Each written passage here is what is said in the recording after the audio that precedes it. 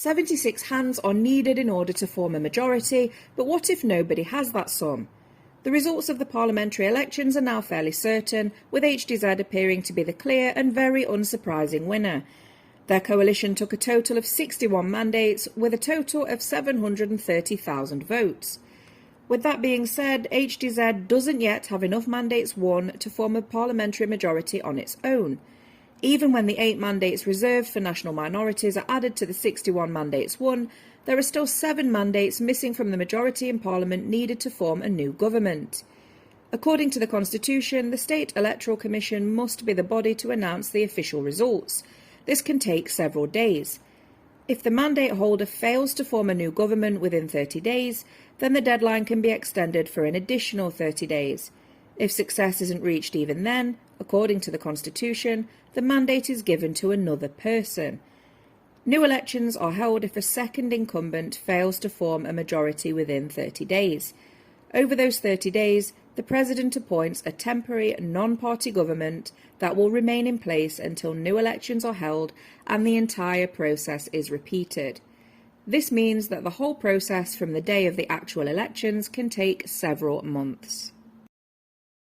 After an uncharacteristic silence, President Milanovic made a statement yesterday after the elections which took place on April the 17th.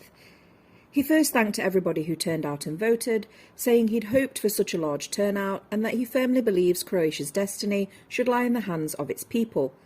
He believes that the large turnout was proof that people care about the country and want to enact change.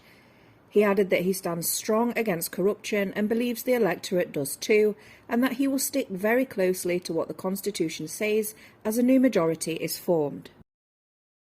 One huge myth about Croatian voter turnout appears to have crumbled to dust. The theory was that the more voters there are, the worse it will be for HDZ. The theory has been turned on its head as it appears that HDZ is the obvious winner of the latest Croatian parliamentary elections. According to the data from the State Electoral Commission, these elections were the third most popular in 24 years, with huge voter turnout.